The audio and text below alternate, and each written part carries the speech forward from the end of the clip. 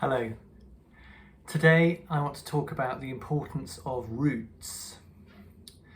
The English oak is known to be possibly the quintessentially typical English tree. Strong and dependable, like the English people. And yet its roots are surprisingly susceptible to disease, which means that they can easily be blown over by relatively strong winds.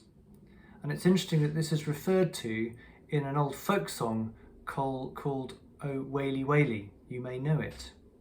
One of the verses goes like this: I leaned my back up against an oak, thinking that he was a trusty tree, but first he bent and then he broke, and so did my false love to me. A few years ago in our garden, this very thing happened. We had a large oak tree that had been leaning ever since we moved into the house. And then it wasn't a particularly windy day, but during a slightly blustery day, the oak crashed down to the ground with a great big thud, and it was no more.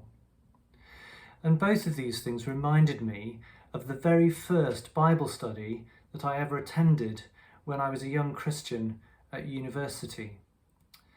And the Bible study was focusing on Psalm 1, which talks about the importance of putting down roots. And the very enthusiastic leader of the Bible study session was saying, get rooted. And this idea of spiritual stability coming from where we put our roots, I think is a very important part of our life. Roots are hidden, but are nonetheless essential to healthy and stable growth.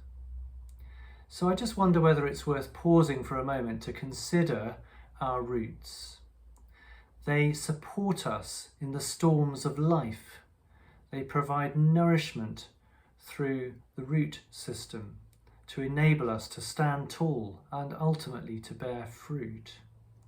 But also, we need to be careful not only to grow good roots, but also to look after our roots and to make sure that they are healthy and prevented from getting disease. How are your roots today?